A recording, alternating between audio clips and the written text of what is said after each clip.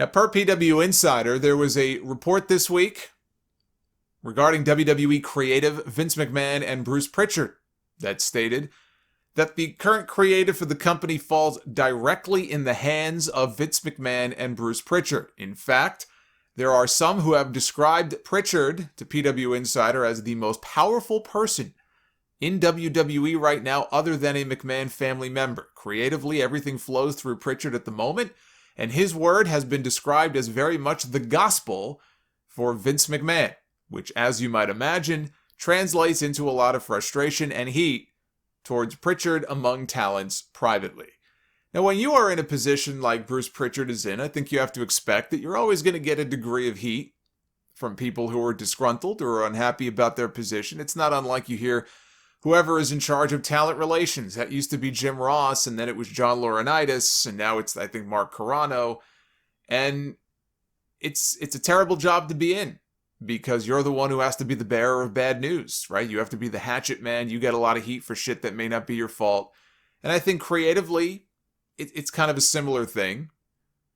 So you're going to have wrestlers who have heat with the person leading creative no matter who it is, right? You're always going to have some people who are just upset about their own program or not being used. That just sort of comes with the territory. But Prichard is just a cog in the wheel. I mean, he might be a big cog in the wheel, being the head of creative, but he is a cog in the creative wheel in that company. He is carrying out the vision of what he thinks Vince McMahon wants, because that's his boss. And if you want to keep your job and stay in the good graces of your boss, then you do what the boss tells you to do. It's very simple, right? It's not exactly hard to figure out.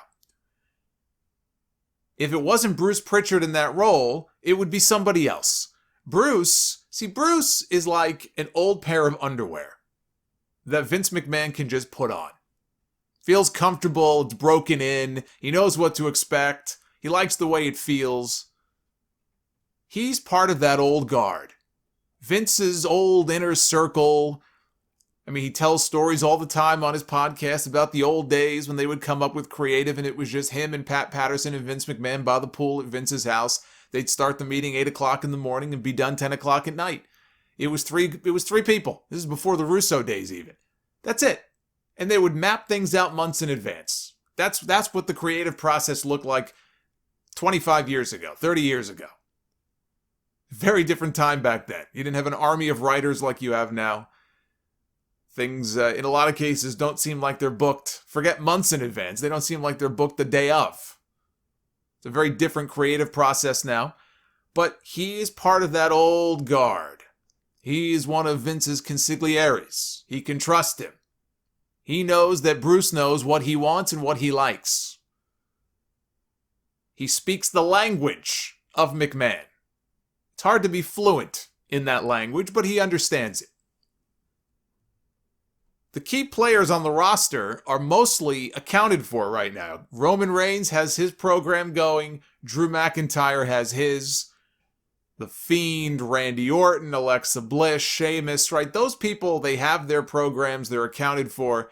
But if you're somebody like Mustafa Ali or any of the members of Retribution, you've got to be frustrated with how you're being used. Yes, finally Ali is back on TV, but my God, this was their great plan for him. You can't tell me, I don't care what he says publicly, you can't tell me that this is what he was hoping for or what he anticipated when they first floated this idea to him. Because at one point, Retribution, it was all about Retribution. They were all over the shows. They were ending the shows every week. So to be told, listen, you're going to be revealed as the leader of this faction, there had to be a part of him that thought, okay, well, that's going to be a really prominent, role for me to be in. And then you see in execution what they have done with these people, and I wouldn't want to have my name associated with that group even for a second. I would try to escape as soon as possible. That's why I said before, if Mia Yim can see an off-ramp here, then get her out of the group, they might be able to save her. That group is doing no favors to any of the people in that group, and Ali is included in that. So if you're somebody like him, and this is just me speculating here, but I can't see how somebody who is involved in the Retribution stuff would think it's a good thing. It is not. It's not my opinion, it's a fact. It's objectively just the way it is. It sucks, and it's not doing them any good. I can understand somebody in that position being frustrated.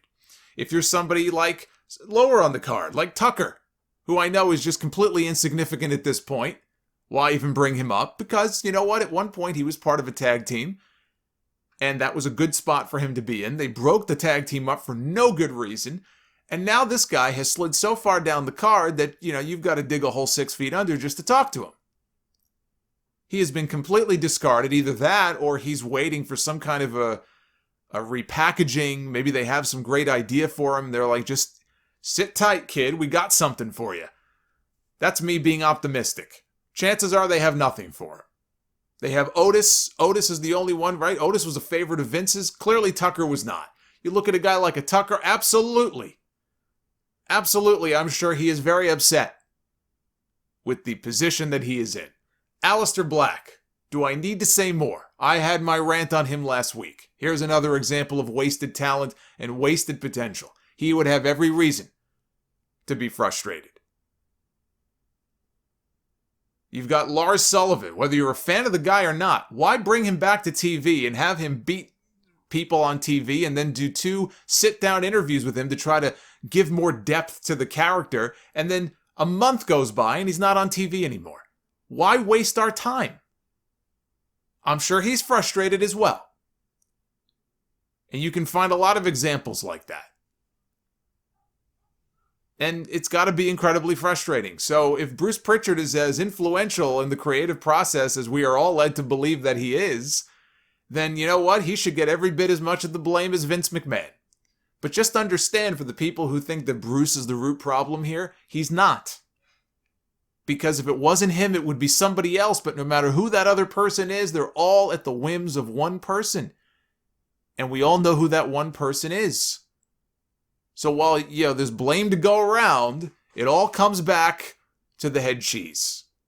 So if anybody has heat with the creative process and they're voicing their frustrations at Bruce Prichard, I'm sure they must understand, if it wasn't him, it would be somebody else. And it would be the same exact situation. Change must come from the top. And if it doesn't, well, you're going to be incredibly frustrated for a long time. Because that's just not going to change. So the latest Retribution update. I know you've been dying to get the latest Retribution update, especially all you guys who don't even watch Raw anymore. You just tune in to find out what happened. I am going to provide you with the latest update on everyone's favorite faction, Retribution. Slapdick beat Ricochet after T-Bag and Mace ran down. Ricochet fought them off, but he ended up getting beaten. He took his eye off the ball and he paid the price for it. So Slapdick got a win, but Reckoning had her first match against Dana Brooke and she lost. So yes, Mia Yim in her first match on Raw lost to Dana Brooke. And she was yelled at after by Mustafa Ali, who kept saying there is no failure in Retribution. There is no failure in Retribution. Really? Because failure is the perfect word to describe Retribution. The only good thing about this is that maybe him admonishing her like that after the match is their way of getting her out of a just terrible fucking gimmick. This could be her escape hatch. It's like going down the highway and just, there's the exit. All you got to do is jump off. There's the exit ramp. Maybe she can shed the stink of Retribution. WWE is now openly mocking on their own show the fact that they have no tag team division on Monday Night Raw. New Day were in the ring for a promo when they were interrupted by the Hurt Business, and Xavier Woods screamed, "Where are the other tag teams?" He's not wrong. He's not wrong, but making fun of it doesn't fix the problem. Merging the divisions would mildly fix the problem. They still don't have enough viable teams. Merging the titles and having floating champions would be the best solution, right? Similar to the women's tag team titles. Why should the women and the men have different rules? The men have a Royal Rumble match. The women have a Royal Rumble match. The men have an Elimination Chamber match. The women have an Elimination Chamber match. The men have Hell in a Cell matches. The women have Hell in a Cell matches. The men have money in the bank. The women have money in the bank. So why do the women have one set of floating champions, or at least I think they still float, and the men have none? You know what that is? That is discrimination. WWE is discriminating against the male roster members. We've got to put an end to this. We've got to have an even playing field here. What's good for the goose? Well, you know the rest. But seriously, does that not just make sense? Wouldn't it not make more sense to have floating tag team champions for the men, especially when your division is absolutely in shambles?